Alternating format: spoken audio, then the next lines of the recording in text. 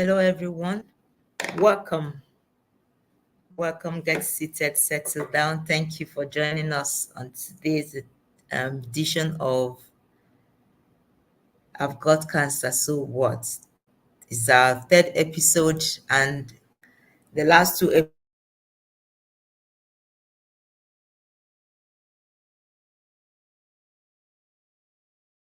episodes. This month we are to caregivers. I know you'll be wondering, who are the caregivers? They are those people who support us on our journey to getting healed, especially when diagnosed. It, they include our parents, our relatives, the doctors, the nurses, lots of people who at every point in time support our work, support what we do, encourage us to be able to go through cancer. We call them caregivers. And oftentimes we forget about those people, especially when we celebrate our successes. Oh, we are now survivors. And we don't talk about those people who sacrifice their time. Sometimes they leave their work.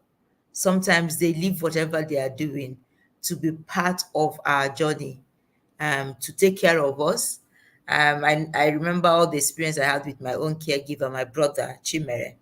And sometimes it's really like you are pouring all your anger on them. Sometimes you're vomiting on them. And then how do we really appreciate these people and share about their stories? So on today's episode, we are going to be intentional about these people and being able to like share their experiences. All through this month with Flourish, we are saying thank you to all the caregivers, whether you're a medical doctor, an oncologist, a professional caregiver who takes care of us, the nurses, family and friends who at every point in time considers our well-being and think about a journey with us all through the treatments, healing process. We say thank you.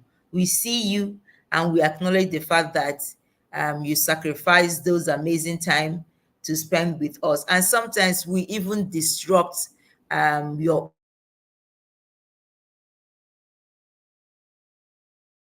own career, your support. Thank you so much. Today we are just saying thank you to you, and we appreciate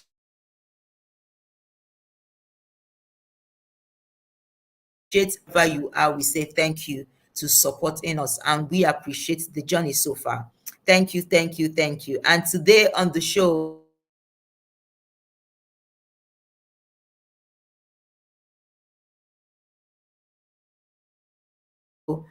through before I bring her on board, I'm also asking everyone, thank you for joining us, and please remember to subscribe to our YouTube channel, to connect with us on all our social media platform. All we are here is to really engage and talk about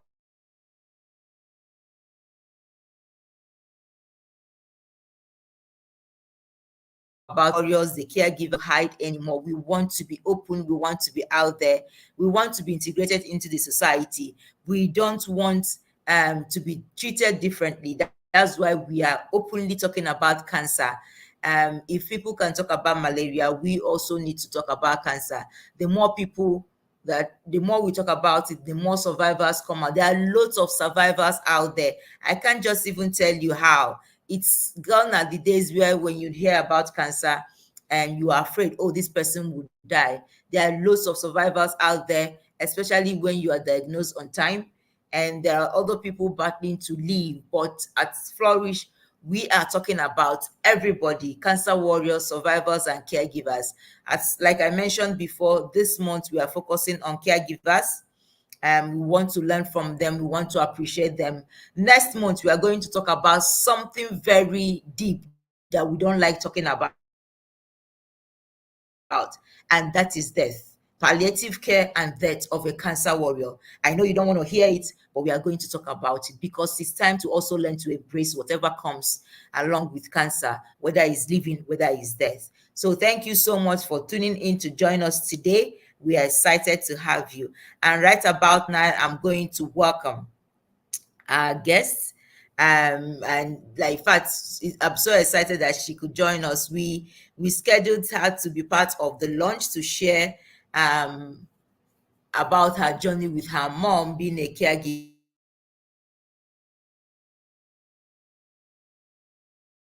But then today she's going to share a lot about her experience being a caregiver. And today's episode, we call it Guardians of Hope, the Unseen Sacrifices of Caregivers. There are lots of caregivers out there. And when they make sacrifices, we dim our eyes, we don't see them. But at Flourish, we are spotlighting them everywhere they are, and we are saying thank you for all your work. Please join me and welcome Temitope Lawal as she shares her journey with us. She is also a social worker, an impact strategist, a researcher and program manager. And then she's also going to talk about how her journey with caring about her mom affected also influenced her career as well. And her bachelor's degree is in psychology. Maybe that also helped her to care about her mom very well. And she's currently pursuing a master's degree in personality and social psychology. Her interest is in youth development and inclusion. Thank you so much, Temitope Lawal. I'm glad to have you on the call. Thank you for having me. Good evening. First, let me apologize. So I'm on the It's move, okay. and we scheduled this for a while, so it might have a little bit of background noise. I apologize for that ahead of time. So thank you very much for having me. It's okay. It's okay. It's nice to be here to be able to share my experience. It's something we don't talk about a lot of times. We don't talk about it. You just help take care of your family member or friend, and then that just happens. What happened afterwards, nobody wants to know. You've done your part, and then life goes on. But really, does life actually go on? So things happen that you can't share. So I think for today's session, we're going to dive into that. Maybe not deep, but we'll dive into it enough to share my experience, and I hope one or two people gain from that experience and are able to use it to maybe enjoy the process afterwards because your family member have survived, or maybe not, but life has to go on for you too. And so many things that have happened during that process might influence how your life is, your psychological well-being, your education, career, even marital life. So all those things play a role in how you live after taking care of your family member. So I'm very glad to be here today. Thank you so much. Thank you so much. So would you share your personal journey as a caregiver and what's really inspired you to support your mom throughout her cancer battle? I want to believe you are not the Well, only daughter, but what inspired you? so we have this thing we call the birth order, where you have the first child, the second child, and third child, and then the last child and the holy child. So with the birth order, everybody has their own strength, right? It's a psychological Yes. phenomenon. So everybody has their own strength. You see, the first child is supposed to be the mother and the supposed to mother and nurturer, and like the last child that usually spoils.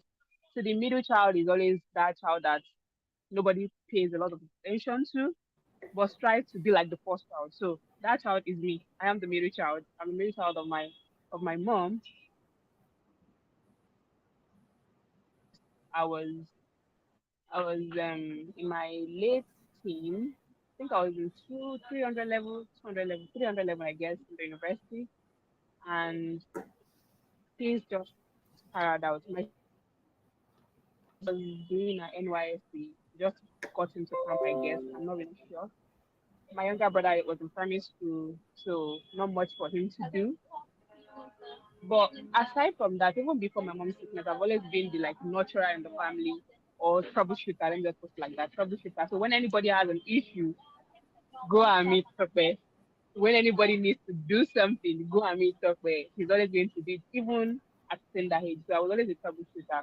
So when that came along, I was supposed to travel. I was supposed to travel to the passport. So when that came along, we had to divert everything we were supposed to go and do. to going to take care of her. And then it was surreal at first. We went was like an explosion in the back of my head when it first happened. I know that something bad was going on. But then I was going to a country that I've never been and they don't even speak English. So it was maybe adventurous at the beginning until the reality dawned when we got there. So when we got there, it was like, oh my God, this is what I'm coming to face.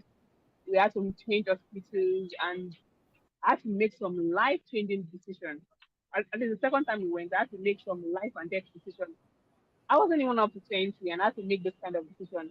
Should they do this or should they not do this? If you do this, she's dying. If you don't do this, she does not die. So yes, I had to make some life changing decisions. So I guess it made me grow up fast, although it had its own negative influence, but it made me grow up fast. Till date, I'm still the nurturer in my family. Like I still do it. I'd actually taken care of my sister, although she does not have cancer, but she had an health issue too. She had a stroke. So I think from that experience, it just naturally came to me. I was just able to take care of her. So the positive part of it is that well, there's always a positive part to everything. So the positive part for me was that I was able to multitask. I've never once in my life since then do one thing. When I was doing my BSc, I was learning a skill, a vocational skill. I was doing so many other things. When I was doing my masters, I was working with two organizations and so on and so forth. So I've never had that time to just do one thing because that situation had instilled into me the strength to multitask. But aside from that, it also instilled fear into me. Fear that someone I like might just move. That I can just close my eyes today and then this person is no longer there. So, for example, when my sister was sick, she didn't travel. She was here in Ibadan, UCH, and she was in this world, and we keep losing people. And there are like 22 people in the world, and by the time my sister was discharged, there was only three people that survived. And they keep losing people. That fear that what if we get back there the next day and my sister has gone. So that fear till date, anybody around me, if small thing, I tend to just think about the worst part before I think about oh maybe it's just something small. So I think that's just my journey. Maybe if you ask me some personal questions, I'll be able to answer that. Yes, thank you. Thank you so much for sharing that. And just a follow-up question. Would you say that um your sister's illness fortified you for your mom's journey? Like when your mom was diagnosed with cancer, the fact that you've really like taken care of your sister and really like take being part of her journey, getting well and nurturing her, as you call it, supporting her. Does it have any effects, like positive effects, to like just supporting your sister at the same time, your mom at the same time? Okay, so for my mom, I was growing. I was a teenager, like I said, and I had to make some big decisions. So that strengthened me. But for my sister, I saw life from a different angle. So now this is how it is. For my mom, we went to a country whereby you have somebody waiting on you all the time. You understand that kind of thing. The treatment was different. Yeah, you had to run around. I can imagine sometimes I'll come to UKH by 6:30 in the morning and I don't go home until sometimes to 8 to 9 to 10 in the night. And I had to do some crazy running. That was the time I was walking around UKH at 3 a.m. In in the middle of the night. So I guess my sister's own actually did it for me. It changed my view of life more than my mom did. It changed my view of life. That. For my mom, it was big growing into it. For my sister, I've grown and I'm seeing life from a different angle. Oh, okay. Now it's clear. So it was your mom first and then your sister. It means that Yeah, from your mom, you gain all the strength and then you had to make hard decisions. So when it comes to your sister, you've already grown, so you know how to really navigate things. Now it's clearer. Thank you yeah, so much for sharing that. It's really, really exciting. When we had the conversation, you talked about how this journey also affected your, like, influence your career. I remember you mentioned something about um, having to come back to write exams and then going through being a social worker. Do you want to share how nurturing your mom, and because she had cancer, affected your career? Okay, so when she was diagnosed, we had to travel, and we were told that the treatment was going to take 6 weeks. The first treatment was already going to take 6 weeks, but when we got there, we ended up spending about 2.5 months, which means exams were going on. We're about to start when I go back into the country. So I flew in the morning of exam, to write my exam, to write my exam in the tension of everything. So it did affect me, but that's me being it's probably a self-serving bias in my hand, me attributing to things that were not really good, to situational issues. But for career, I'd always loved helping people. Like I said, I'd always liked to troubleshoot, but it allowed me to see life from the perspective of doing for others than waiting for things to be done for you. Okay. So for you to be in the developmental space or the social development space, you have this selfless desire to help other people or to help the primate. You understand that kind of thing? You have this selfless desire to help other people. So seeing me giving up some things made me realize that maybe my journey is not for me to get, but for me to give. And I've been doing that too. Wow.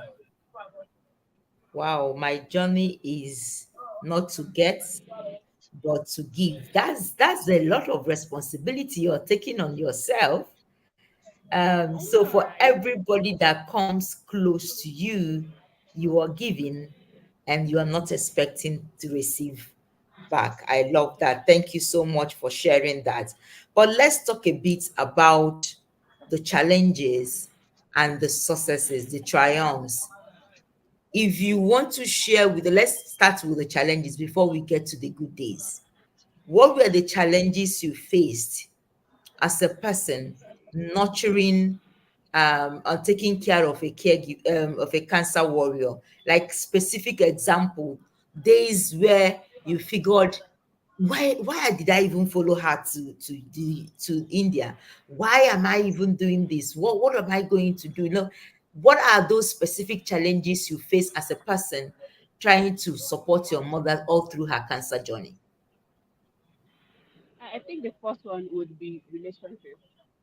So because I'm always running around taking care of a family member, I never had time to stay in a steady relationship. Like for a while, I wasn't even in any relationship. Like, where is the time? You are either taking care of your mom or trying to write your exams or trying to go and learn your vocational skills. So there was no time for that when I needed to. So by the time I was post university serving, my sister was already sick. So I had just maybe I had just 1 year break and I had to jump into it again. So I think relationship will be one key thing this journey has affected. Um, I also can say personal development, although sometimes it's just attributed to me. Sometimes I'm just tired of everything. I don't want to learn anything. I just want to sleep, close my eyes, and not do anything because man, life is just life. But you just have to do it. So I just keep doing it. So I think relationship, personal development. Then sometimes when it's time to make hard choices, I spiral out in my head. Like, am I making the right decision?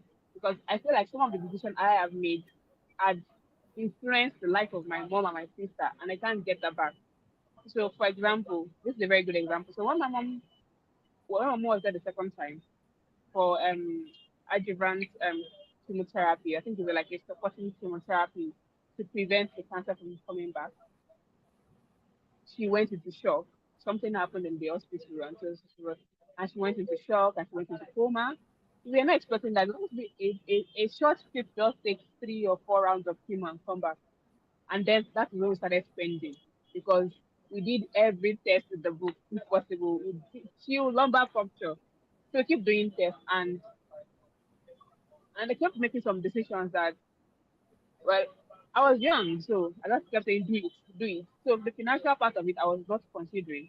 That's number one. So when she, thank God for miracles, when she got out of that situation, she was not supposed to work, but my mom didn't want to use a wheelchair in the airport.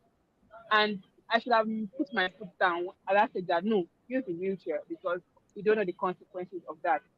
Now, she didn't use the wheelchair. Down the line, this is over how many years? Almost more than 10 years, I guess. I can't remember. More than yes. Down the line, she's having back issues, her spinal cord hurt, and it's probably because she didn't use the wheelchair for that particular period of time for which she's supposed to use the wheelchair. So sometimes when I make some decision, I just spiral out that this decision, what is going to be the future ramification of these things I'm doing? Is it possible that this thing I'm doing is going to really affect beyond the scope of what I'm seeing right now? So sometimes when I have to make some difficult decision, I just spiral out, trying to think over and over and over and over again if I am making the right decision. Yes, like you rightly said, um, there's a lot of decision that you had to make, and I don't know how to place it, but it's more like you growing up so fast because you really need to take care of your mom.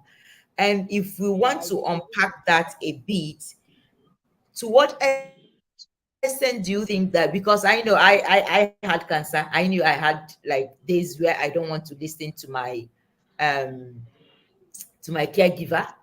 To what extent does the stubbornness of the patient, or the fact that they feel they know what is better for them, affects your relationship in taking care of them?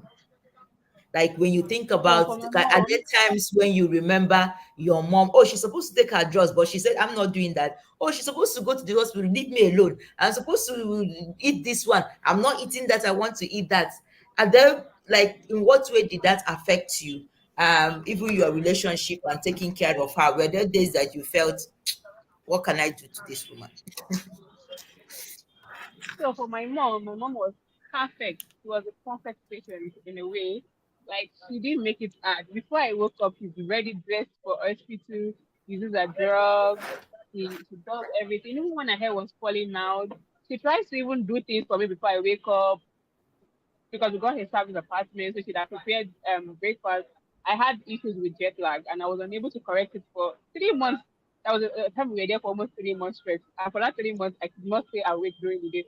So most of our treatment was moved to evening to suit our demand. So for her, she was like almost a perfect patient, except from the whole wheelchair thing, which then it looks like it sounded like a nice idea, not wanting to haul ourselves with wheelchair in the airport, carrying boxes. It won't be convenient for me. I think she was putting me into consideration. Once said, no, let's use wheelchair. Let me work it. So for my mom, she was the perfect patient. She was very nice. You see my sister, she's the absolute opposite of perfect.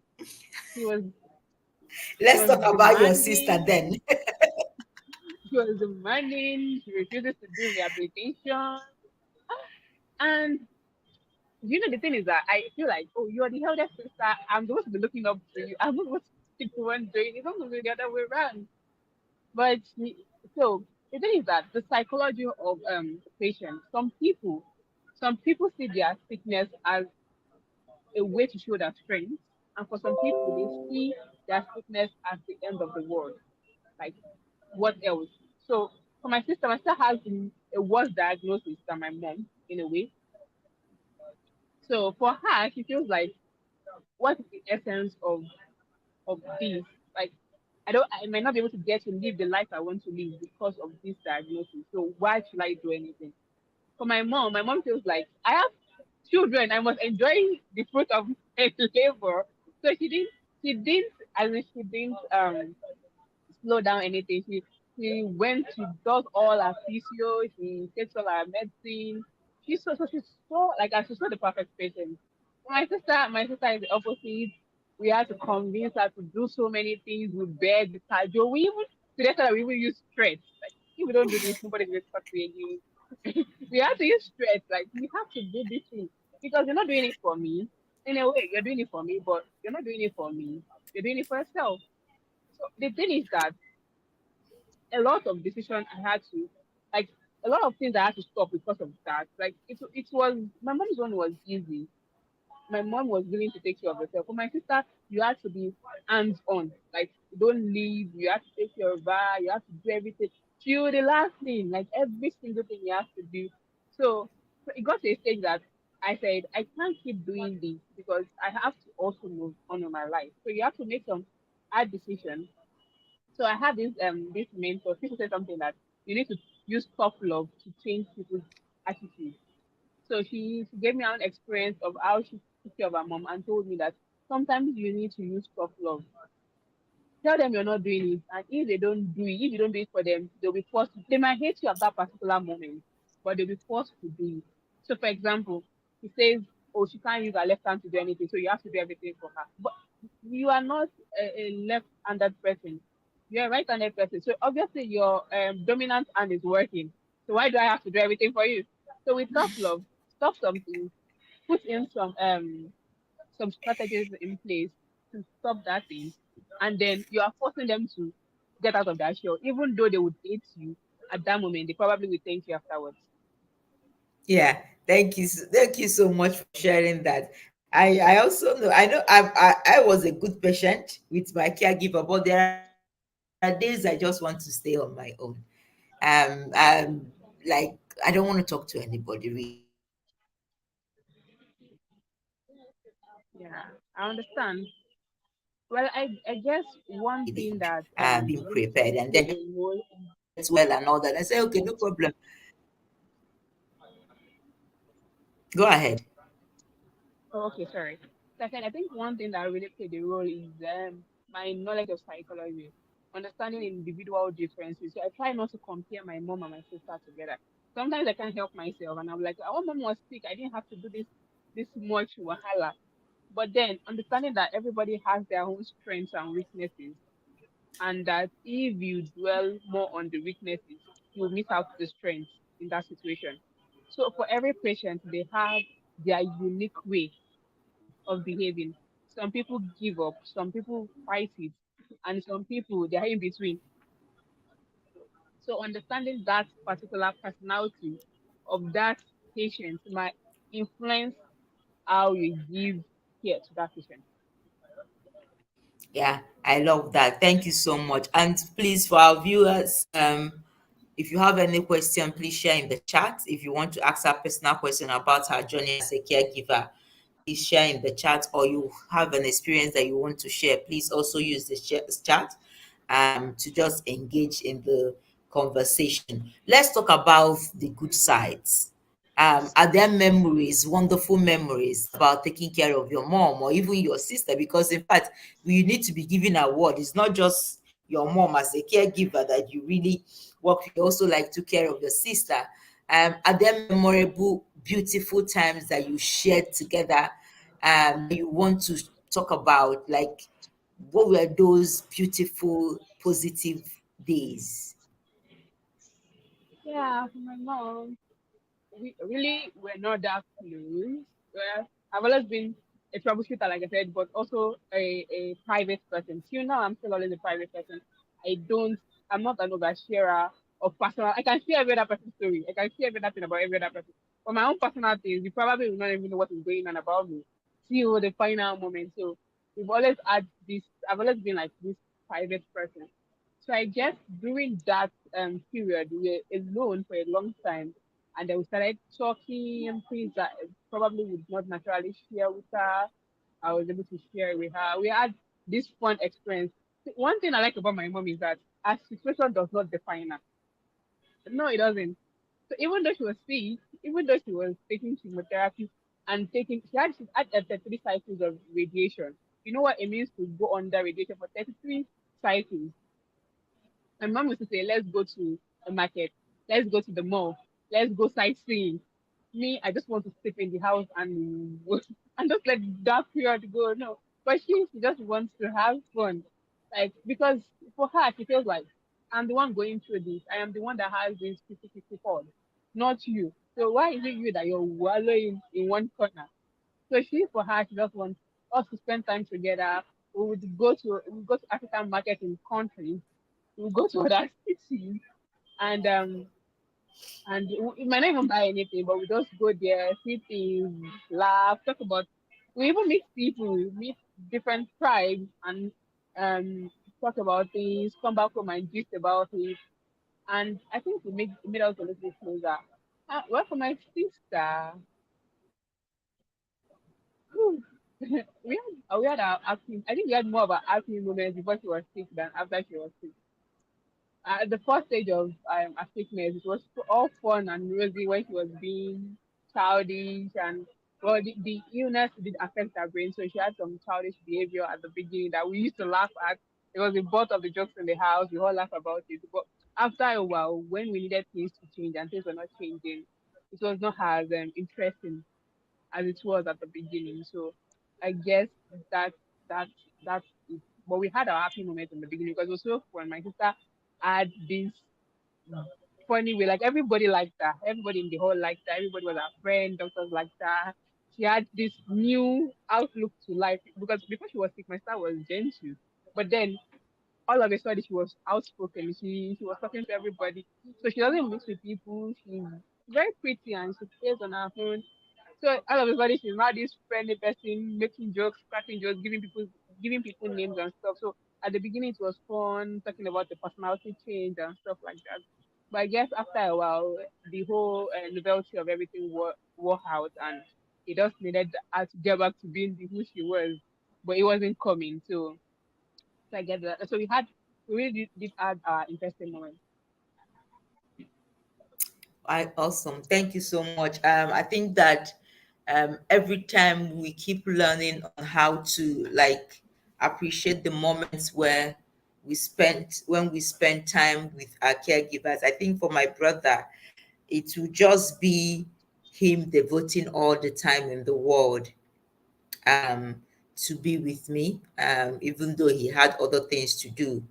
But having to like create that time to support me all through the cancer journey, go with me to the hospital, hold my hands when I needed it. Those are beautiful moments. And I think the best of all the moments that we had together was when we went to, when my hair started falling off and I had to cut my hair, and just watching how he went there with me and he had to also shave his head in solidarity for me, and that was the most beautiful moment I had with my brother all through the cancer journey. And it's so amazing how it was divine that he went through caregiving training before I was diagnosed. So there are lots of knowledge coming from a medical perspective that he could share with me.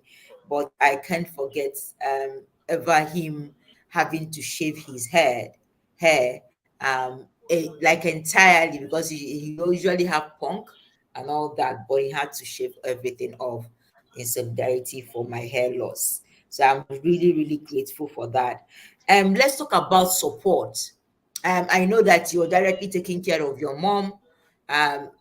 Directly took care of your mom and then also like took care of your sister. But how were there other support system that you had? Maybe communities, maybe friends, other family members who were also part of this journey, aiding you to give so much so much time and so much energy to your sister, and then and to your mom, and then to your sister. What other kind of support did you get all through this journey? So I guess like close knitted family, the major support was internal. Then a couple of friends. I had a wonderful teachers in the uni, so I had wonderful lecturers. They understood my situation and they worked around it for me. So they had that is support system in a way. They worked around the situation to make sure that I also got the education I needed at the right time. So I had that. I had They are lovely people. I had my teachers. I had my friends sending me materials, talking it out, still crying when I need to.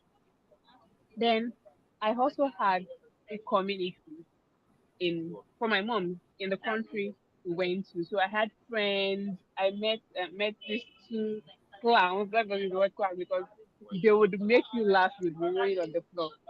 So I had these two people that when we come back in the evening, they are there. They just knock on our door, come to just one this, even though we don't understand what they are saying. Their English is a little bit a little bit not clear for us. Like they speak very fast. They speak English, but they speak very fast. So it takes a while for you to just catch what they're saying. So I had that. I had a caregiver or more like an advisor, medical advisor that helped us throughout the process. So I have all those. So I think yes, I did have a very good community and support system. Yeah, thank you. I love the fact that there are lots of people around you who could support you, but also thinking about other people around you who didn't believe or couldn't believe at the time that your mother will make it. Or maybe the fact that when somebody is diagnosed with cancer, there are lots of negative talks, negative discussion, maybe from the church, from wherever. Like so many people coming to, like they might not be talking to you directly, but then you can see it in their behavior. Are there those people who at that point where when you were just like trying to support your mom, that really weighed down your spirit and you feel like, oh, I don't feel like talking to this person, or okay, they don't believe in what I'm doing, they're not supporting me, I really want them to be part of this, but they are not giving me all the attention. And then also like reminding you, okay, what if mommy doesn't make it, what happens? So are there like other negative energy that you got around all through the time you were taking care of your mom or even your sister? Yeah. So, but we have this. Let me call it an habit in my family. One of them was sick, he didn't share with many people. Like I guess I've been the one that shared it most. Like now I'm the one sharing it on the live TV as well. He didn't share with Yes. anybody, like just me and my immediate family, and then maybe me because of school. My lecturer knew, my friends knew, but it's just like we have this close, close way of doing things. So for the first 2 years of my mom's diagnosis, a lot of people did not know. So people knew about the diagnosis um when I said she went for the second chemotherapy and everything went AWire, like we didn't plan for it. We were supposed to go 6 weeks and come back. It was supposed to be like a 3 weeks, three chemo, and that 3 weeks, three chemo. But then things got up, and around that period was when the federal government placed a ban on using your card outside the country. So you could only get $100 per month. Meanwhile, we were spending in thousands and we needed to find a way to route money because Nigerian passport does not have your address. And so if you want to collect Western Union in that particular country, you needed the passport to have address. So we could not collect Western Union. So we had to speak to somebody in America. The person had to send the money to the hospital. The hospital takes 3 days. So because of that, we started talking to different people, trying to send money from Nigeria to them, and then they send the money to us. And I think that was the only time we really spoke about it. But for us, which me I feel has its own negative effect. That silent culture, we were a victim of it. My mom was not ready to speak up or talk about it, and it's not my place to offer to tell our family Sure, members or my sure. dad's family members. So it was the only people I had the right to tell were my friends, and I did. And I really didn't even have much friends anyway, so it's just so that negative part, I really didn't get that. Maybe the second time, maybe people were snatching and saying things that I was not even in the right frame of mind to even hear if they were saying anything. I just wanted to see that the next day we still we're still going on. Like, when every day is like a battle that okay, so what is going to be the news the next day? She was in high CU. I could only see her 2 hours in a day, 1 hour in the morning, 1 hour in the evening. And even when you're seeing her, like they have this nylon or take the cellophane. So you couldn't even touch her. You could just see her through heat. And I had to I had to leave the hotel. I'm sorry, the service apartment. So I had to pack our stuff. Thank God for those friends I said I made. So they took our stuff in because we were burning money there, and I was not sleeping in the hotel. I was sleeping in the hospital. Like I was sleeping alone in the hospital. They provided a recliner for me. So I was not seeing her. I was just alone. So during that alone period, maybe then I probably would think about the negative things, but I didn't really have that. So I won't be able to say much about it. I didn't have that negative people saying it for me. I didn't have that. Thank you. Thank you for sharing that. I hear you. And I also like want to like, how did you cope with like sometimes it could be really really emotional caring for a cancer warrior or any patient at all, taking care of them, sometimes watching them, their hair loss, watching them lean down, watching like it's like the whole world is upon them. What are the coping mechanism you use at the time to survive and to be strong for yourself and for your mom? Because I know that like sometimes it's an easier way through, but then when you are caring for somebody, there are days where you keep looking at this person I knew before and they are changing before your eyes. What are those things that you did at every point in time when you feel your spirit is down and you really, really want to like lift yourself up and then continue to do, just giving us specific things that you did as a caregiver to remain whole and also continue supporting your mom?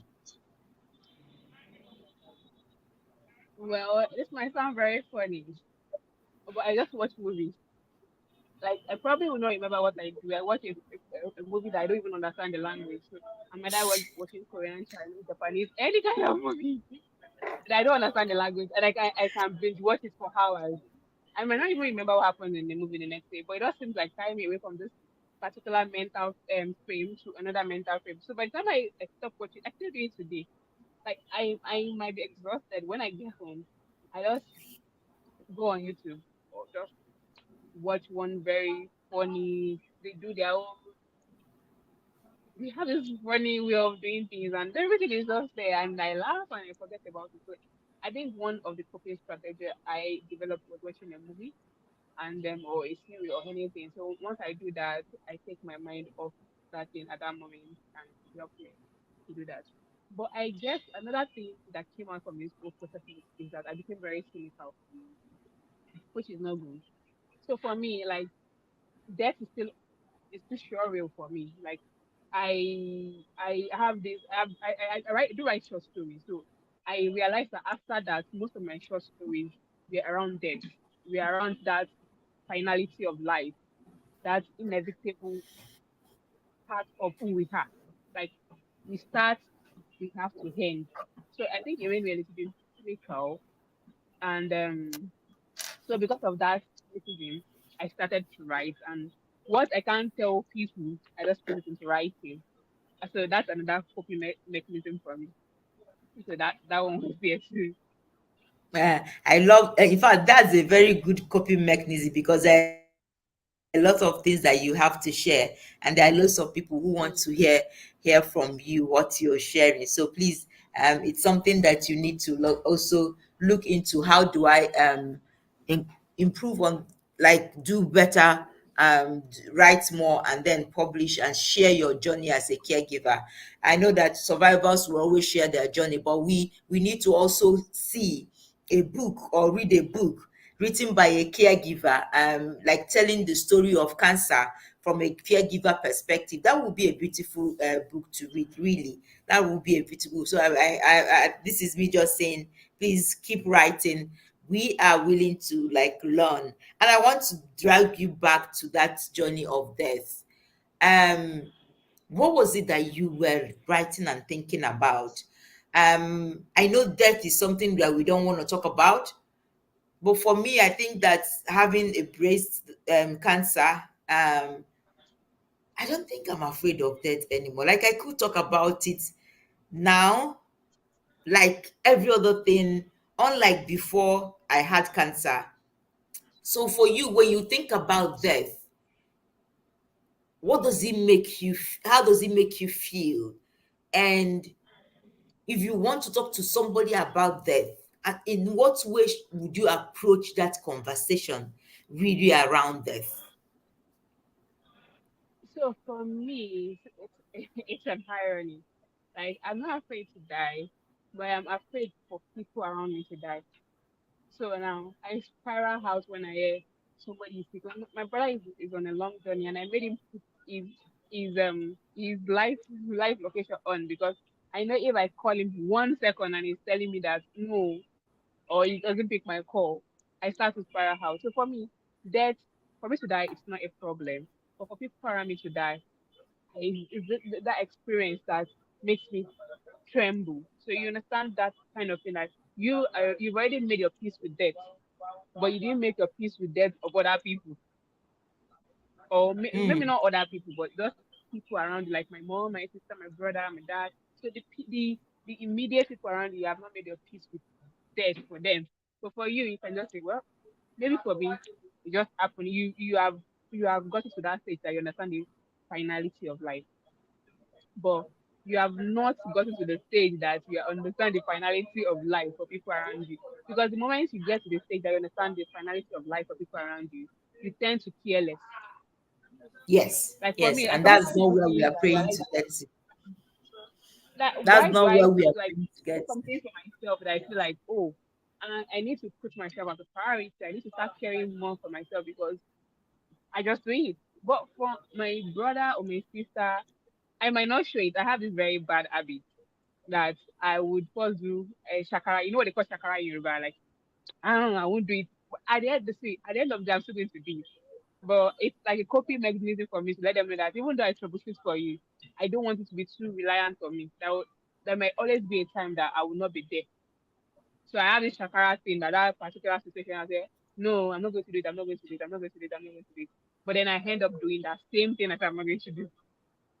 So that is still, I've not comprehended it to the extent that I can diagnose, or what English should I use now?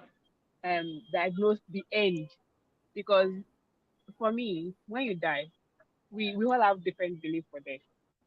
As a Christian, you would say when you die, you go to heaven. As a Muslim, you say when you die, that is this. Everybody has this better life.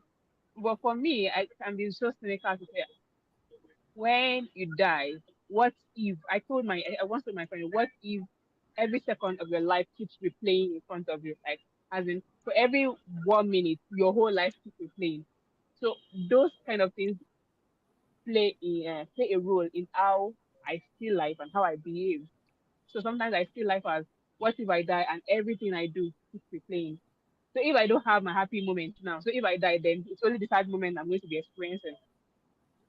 So death is too complex for us to just even talk about in this meeting.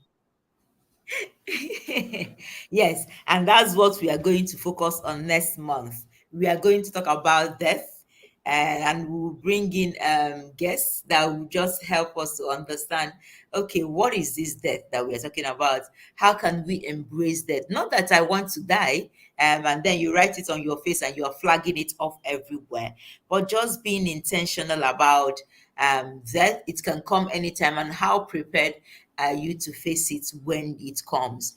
Okay, so just before I ask the next question, there's a question in the chat. How do you balance taking care of your own needs while also caring for your cancer warrior?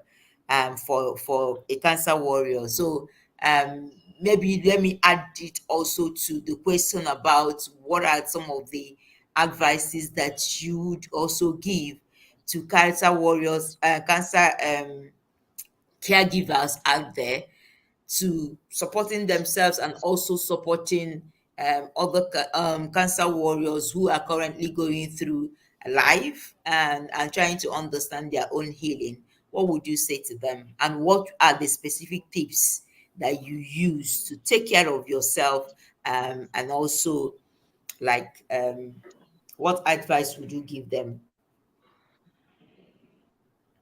Hmm. Compartmentalize. Can you hear me? Yes, See, please unpack that. um, there's sometimes you need to be selfish. I didn't learn that early on, and I regretted it. Sometimes you need to be selfish. Not like selfish that would not hurt your patient too, but you need to be selfish for both you and your patient. See, if psychologically and emotionally you are down, your patient is psychologically and emotionally down times two, because you're supposed to be the one, you're supposed to be the pillar at that stage, or no, pillar is too strong the word, maybe the walking stick for your patient to rely on or to rest on. So now imagine the walking stick is shaky or is bent. What do you think will happen to the person using the walking stick? There is a possibility that the person will fall. Yes, So you yes. need to understand that like, sometimes you need to be selfish for your own psychological and emotional well-being. Not selfish or in keeping money or stuff. You can just decide. Maybe you have a family friend around, or you have another member around. You can just decide to just go out, dress up. If you're a guy, take care of yourself. Use nice perfume. If you're a lady, use your makeup. Solo date. Carry yourself out. Eat good food. You understand? You watch your movie, then come back home and continue your caregiving, because you need that break for you to be able to be efficient. Some things are put like it looks like as if you have a car and the car keeps running, running, running. You don't stop the car, you don't refuel the car. What would happen at the end of the day? It breaks down. Even without the fuel, it just stops working. So you need to refuel. You need to put a strategy in place for you to be able to take care of your patients perfectly. Almost perfect, because nobody's perfect, so almost perfect. I Yeah, hope I thank was able to do justice to that. Yes, yes. I like you using that word selfish. Because sometimes caregivers will be, oh, I don't want her to be angry. Oh, I don't want her to feel that I don't take care of her. And then you are there, even though you are not feeling okay yourself, you needed to breathe. So one thing our guest is saying today, please breathe. Find time and rest. Find time to breathe and find time to just like take yourself off all the whole pressure, but ensure that there is help for your patients while you do some other things. There's been a lot of um clamor about caregiving. um some people believe that it's only family members that can give you the kind of caregiving you need when you are sick. Other people believe that people can go learn about caregiving and be able to like support um, whether they are cancer warriors or sick persons, but just having that skill to be able to like take care of caregivers. Do you want to share some skills that you require to be able to take care of a caregiver?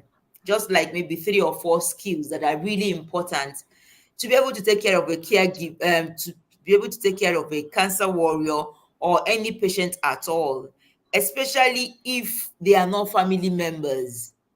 What are those skills that you really need to be able to like say, oh, I could take care of this person for a while and then still maintain a high level of sanity within me? Okay, so I think the first one will be empathy. You need to be able to put yourself in the person's shoes to be able to give the right kind of care the person needs. So, for example, sometimes I just imagine that if it was to be me that cannot move around, women say cannot move around, then how would my life look like?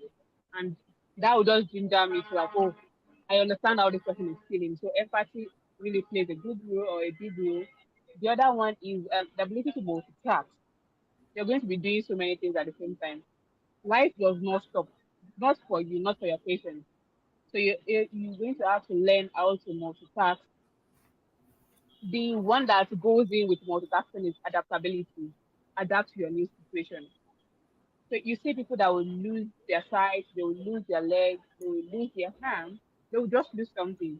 And then they need to, or they need to even learn how to work again from the beginning. They need to learn how to do so many things. The ability to adapt that new situation. would help your patient. So you as a caregiver also need to learn how to adapt. So I think I've given how many now? I said empathy, multitasking, But and adapt. adaptability. I think these are the three that I can say from the top of my head at the moment. Thank you so much. And I know that you really need to drop off the call because it's about to some minutes to 6. And then just sharing with us your final words in terms of like caregiver, because one of the things that we want to do at Flourish is to be able to like build a caregiving like network where we can also like support cancer warriors with caregivers who would give them hope. If there's something that you really, really wish to share with everybody, like caregivers, whatever it is that you want to tell them or appreciating them for the work they are doing, what will it be? Like thinking about caregiving in Nigeria and caregiving in the world. I know that abroad there's a specific way that is being done and they get paid. But for us, in Nigeria, except that you're a professional, hardly even family members wouldn't pay you. Or even when you even get an extended family to be part to take care of you, they wouldn't pay you. Just like unlike you have it in abroad. What are how what are the things that you need to tell a caregiver now, and how do you also advise us at Flourish the angle that you are going to take to be able to like get the right person to care for numerous cancer warriors seeking care, because some of them, your mom could be lucky with a child who actually took care of her, but there are loads of cancer warriors or patients who do not necessarily have someone to take care of them and they are seriously seeking. What are the things that we need to like incorporate in what we are doing to be able to get through to that?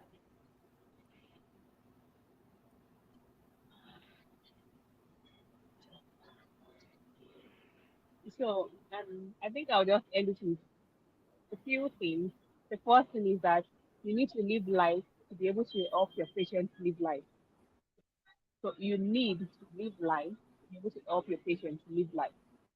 The second one would be learn, unlearn, and relearn. And the third one is life must go on. So Wow. for the first one is that if you stop your life entirely, you can create a dependency kind of lifestyle that your patients will always need you and you always need to be a caregiver. There's one thing in psychology, we call it the Murchison syndrome.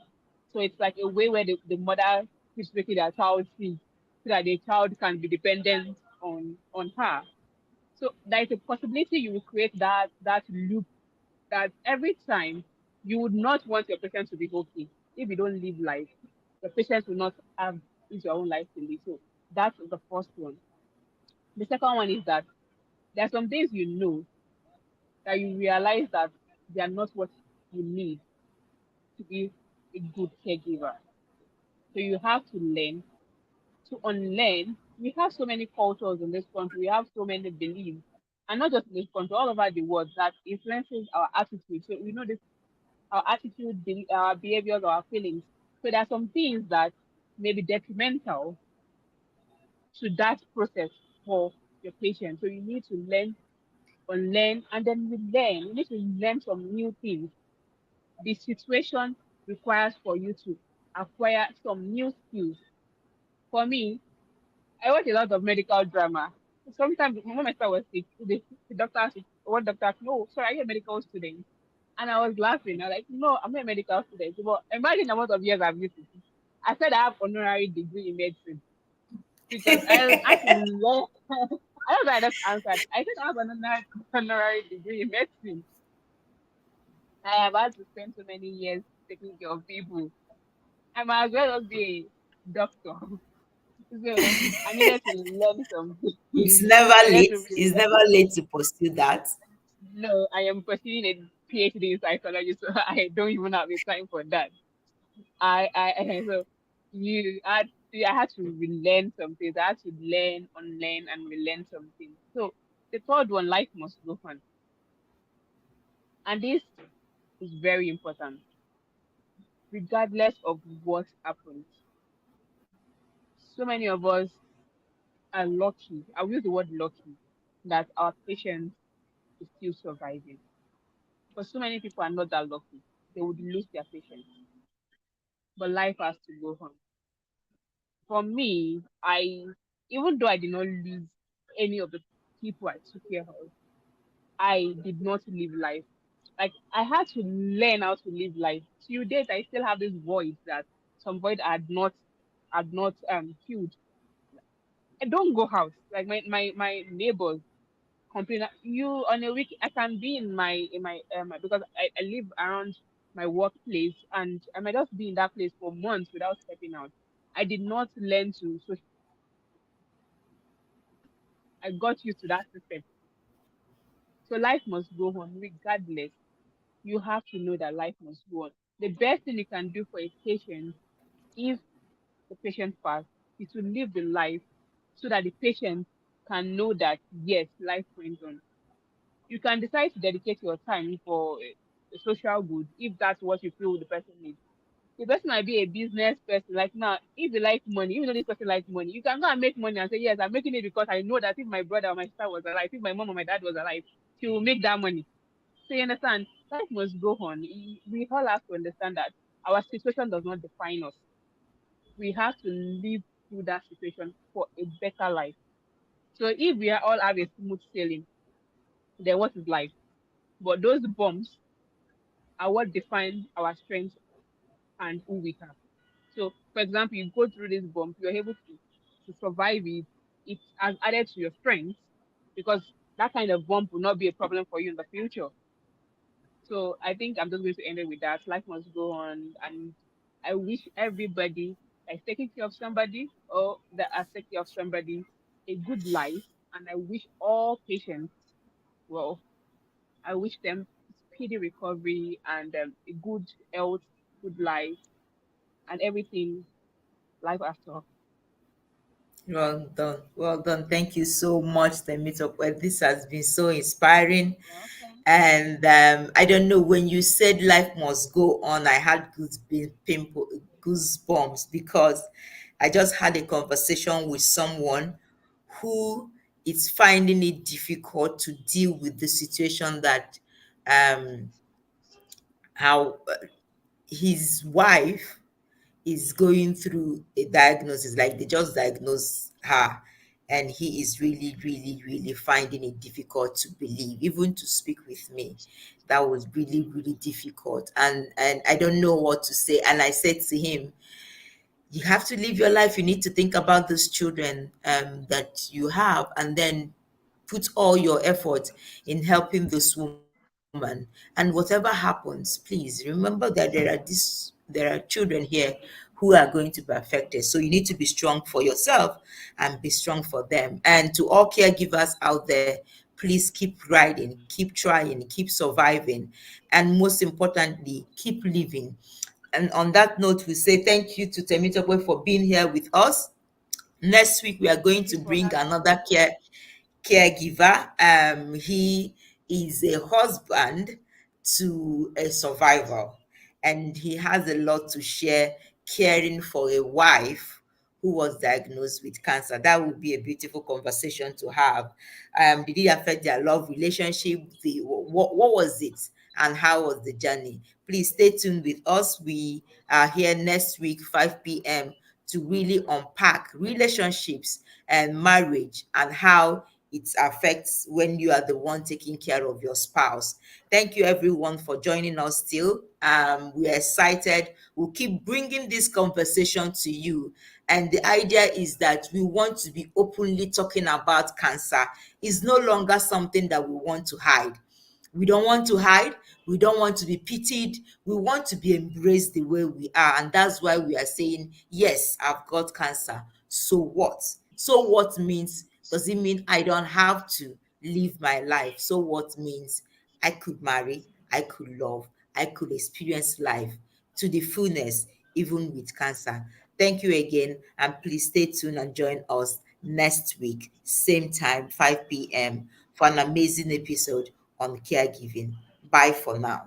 Thank you so much, Temitope. Thank you We very appreciate much. you. And thank you, the team, for making this possible. Bye, everyone. Bye. Thank you.